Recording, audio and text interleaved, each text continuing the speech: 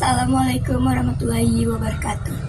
Halo teman-teman, perkenalkan nama saya Radya Amanda Citra Lestari dengan NPM 256211550 dari Program Studi Pendidikan Bahasa dan Sastra Indonesia. Hari ini saya mau mereview salah satu novel yang menurut saya paling membekas dan paling susah buat dilupain, yaitu novel Dia Angkasa karya Kak Nurwinasari. Jadi awalnya sebelum jadi novel fisik, Dia Angkasa ini terkenal banget di Wattpad. Bahkan bisa dibilang salah satu cerita yang dulu sering banget lewat di beranda dan punya banyak banget penggemar. Saya salah satu penggemar yang baca dari Wattpad dulu. Awalnya cuma penasaran karena banyak yang ngomongin kan. Tapi ternyata setelah dibaca malah keterusan dan jadi sesuka itu sama cerita Dia Angkasa. Karena ceritanya booming, akhirnya Dia Angkasa diterbitkan jadi novel fisik. Dan menurut aku versi novelnya ini lebih lengkap dibanding versi Wattpad-nya. Novel ini tuh menceritakan tentang tokoh utama yang bernama Angkasa Naufal Merapi, cowok SMA yang terkenal dingin, galak, emosional, dan cukup ditakuti di sekolahnya. Angkasa juga ketua geng besar bernama Satropa. Nah, menurut aku geng besar Satropanya ini beda dari geng sekolah pada umumnya. Nah, mereka tuh bukan cuman perkumpulan anak-anak nakal yang suka bikin masalah gitu, tapi lebih kayak keluarga yang saling menjaga satu sama lain. Jujur, menurut aku justru hubungan di pertemanan ini yang buat emosi dari cerita Dia Angkasa ini. Karena dibalik semua keributan mereka, anggota Satropa, semuanya ya, sebenarnya mereka tuh sama-sama punya luka masing-masing gitu kan. Nah, Angkasa sendiri tuh digambarkan sebagai sosok yang keras banget di luar, tapi sebenarnya dia itu rapuh. Dia memendam banyak trauma dan rasa sakit sendirian, sampai akhirnya hadir Aurora, atau bisa disebut dengan Aurelani Aurora, cewek yang sifatnya bertolak belakang banget nih sama Angkasa. Aurora itu lembut, sabar, dan perlahan mulai memahami sisi lain dari Angkasa. Nah, dari sini hubungan mereka tuh mulai berkembang, tapi tentu aja ya kan, hubungan mereka tuh nggak langsung manis gitu aja.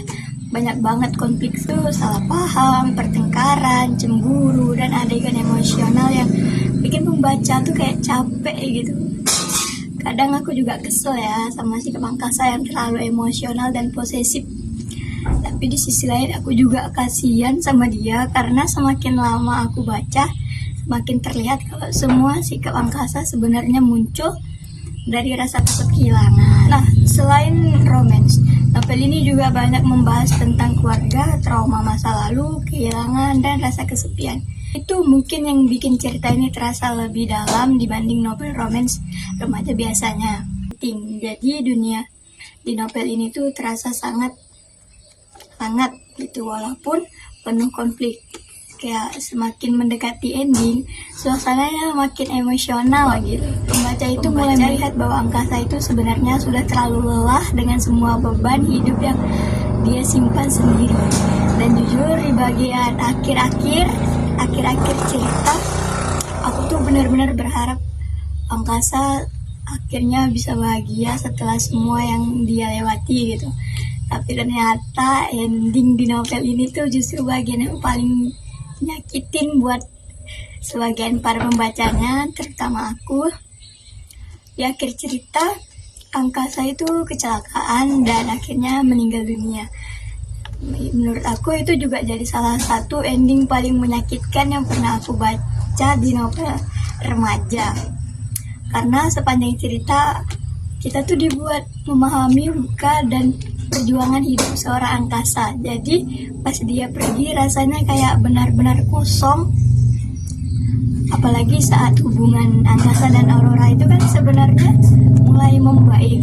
Kayak mereka tuh mulai saling memahami, melewati banyaknya masalah bersama. Jadi waktu endingnya angkasa tiba-tiba dinyatakan nggak ada, itu pembaca itu benar-benar dibuat hancur gitu ya. Kenapa harus mati gitu kan? Dan menurut aku juga justru ending yang kayak gini bikin di angkasa itu berbeda dari novel roman biasanya. Novel ini tuh juga bukan menceritakan tentang bad boy dan kisah cinta anak SMA aja, tapi juga tentang seseorang yang sebenarnya sedang berjuang melawan luka dalam dirinya sendiri. Ada satu kutipan yang dari novel ini yang paling aku suka, yaitu fase terpahit dalam perpisahan itu adalah merindukan seseorang yang sudah tidak ada di dunia. Sebesar apapun kerinduan, keinginan untuk kita mengulang sebuah pertemuan tetap hanya menjadi sebatas keinginan dalam kerinduan yang akhirnya ditanggung sendirian.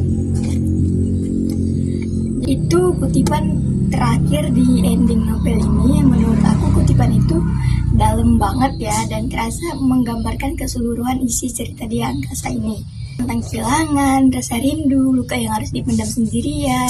Walaupun novelnya itu penuh konflik dan emosinya itu cukup berat banget, tapi aku tetap suka sama ceritanya karena semua perasaannya kayak nyata gitu. Cara penulis menggambarkan perasaan cinta dan kehilangan berhasil buat pembacanya ikut tenggelam dalam deskripsinya. Kalau disuruh mendeskripsikan novel ini,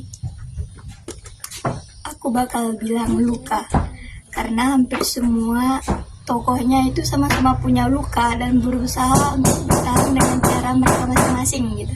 Untuk rating aku kasih 9/10 karena aku suka emosinya, suka hubungan persahabatannya, terutama Sakura dengan anggota intinya ada Rama, Razi, Bara, Alaska, Skala, dan lain-lain gitu kan.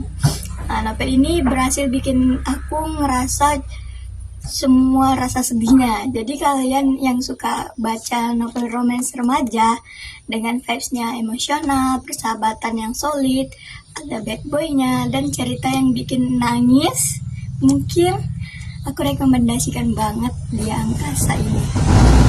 Oke, mungkin itu aja yang bisa aku sampaikan dalam review kali ini. Dari aku, makasih udah dengerin dan sampai jumpa. Bye-bye.